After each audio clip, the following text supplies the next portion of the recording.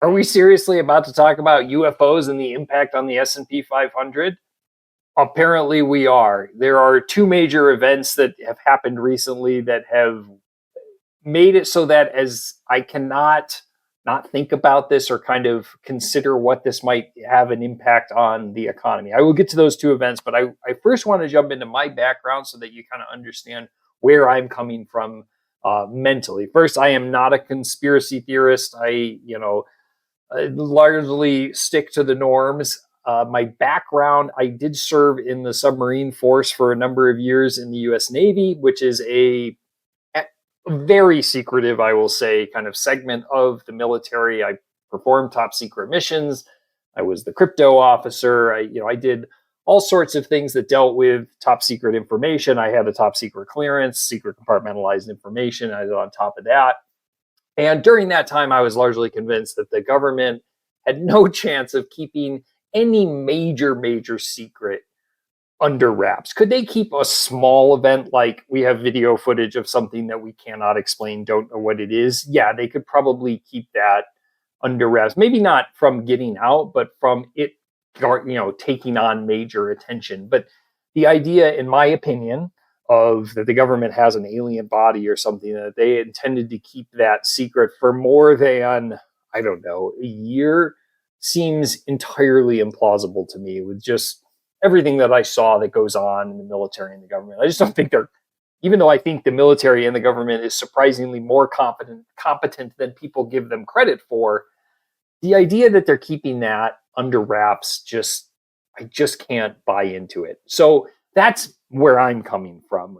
Not a conspiracy theorist, not someone who has forever, been convinced that aliens were among us. But so what are these two events? The first event is the congressional hearing that's been fairly well publicized.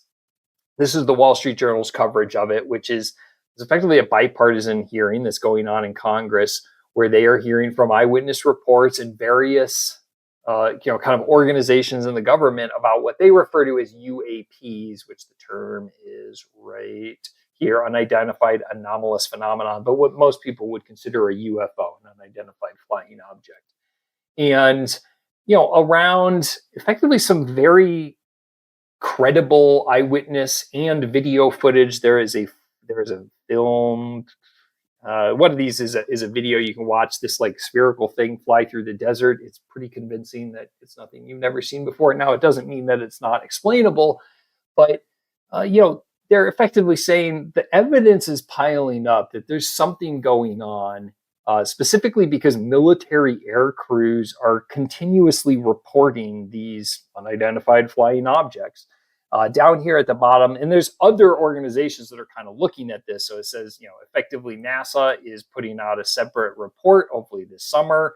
This director of the All Domain Anomaly Resolution Office said that they've investigated 800 cases. Only a small percentage of those that can't be effectively,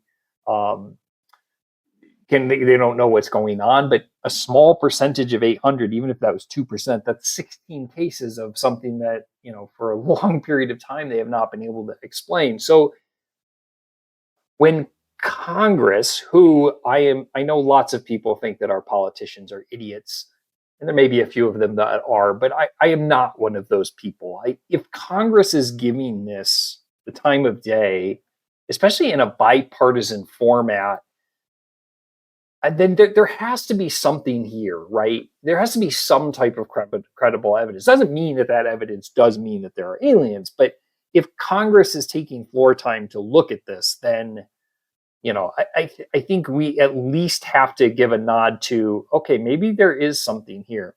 So what is the second thing? The second thing is more of a personal thing for me because it comes from a source whose opinion I value very highly, which is Dan Carlin. So not everybody knows Dan Carlin.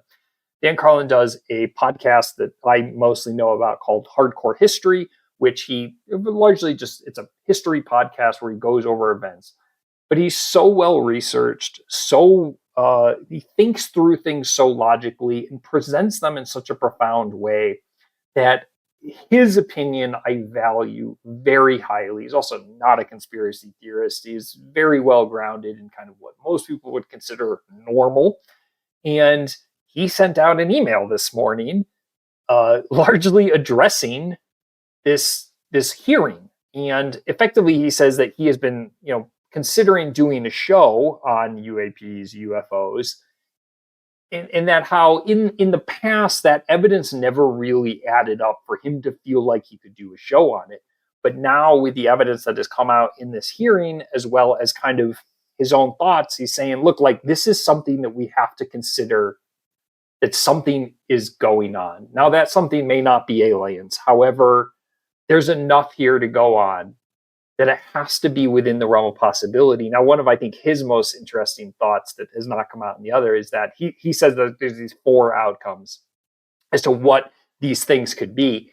And he throws in here, it's not that it is Earth-built technology, meaning humans did develop it, but it's from some time in the future. Meaning this doesn't necessarily mean aliens. This could mean time travel, which I know is just as crazy for most people to consider. But this article goes through and references a number of different really good ideas. He goes through things like the Fermi paradox and whatnot. It gives a couple of links for people who aren't familiar with that. Maybe I'll talk about that in a little bit. And he goes through this, I think, is most interesting. He talks about what could be the impacts, using sightings largely from a couple of different books, on the authority of Earth government, religion, and science, right? Because they would be profound, which really brings us to what I want to talk about, because I talk about the economy and family wealth and things like that, which is, what would this mean to the economy? Effectively continuing my conversation from the video that I called when to go to cash, which I will include. The short version of that video is, as a financial advisor, we are constantly telling our clients that you can't time the market, you can't try and dodge the downturns and only be there for the ups. And you really need to develop a strategy and stay in the market. So this idea of like, when would you go to cash? When would you get out of the market? Our answer is typically never. But do we really mean never? Is there no event that we can imagine that we wouldn't be, that there's like no upside for the economy? The example I gave in that video was around, at that time, the war in Ukraine, which is, what if the war in Ukraine went nuclear? Russia used a tactical nuke or a full-blown nuke. They nuked Kiev, right? Like, I cannot imagine any future world where that would be a positive impact on the economy for the following 3 to 6 months, right? You look at like September 11th, right?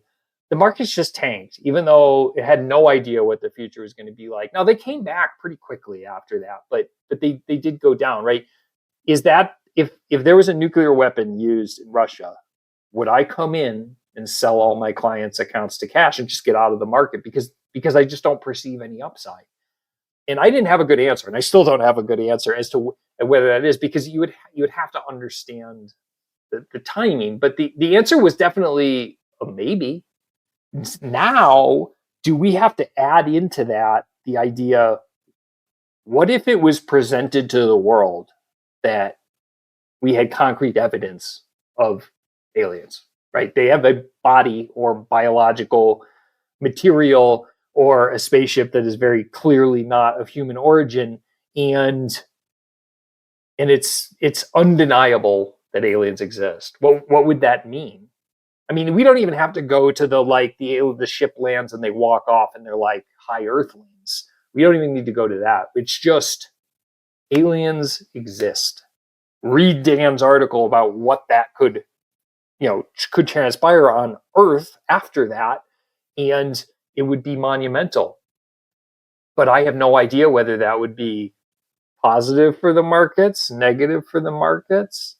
The aliens, it's just so, it is so bizarre to think how divergent Earth's future would become, right? Like, now we understand, technology is crazy, artificial intelligence, Cold War 2.0 with China, right? Like, we used to think the world was kind of headed in this way, and it's growing like this way. But when there are aliens or time travel or something introduced, it doesn't broaden. It goes, you go like this to that.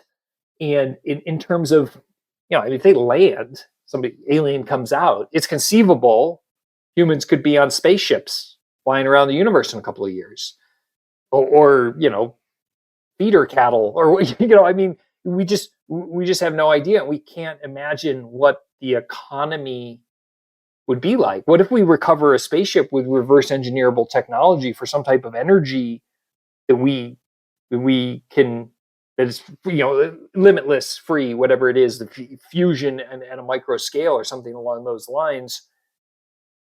Talk about an impact to the economy there in 10 years. What would happen?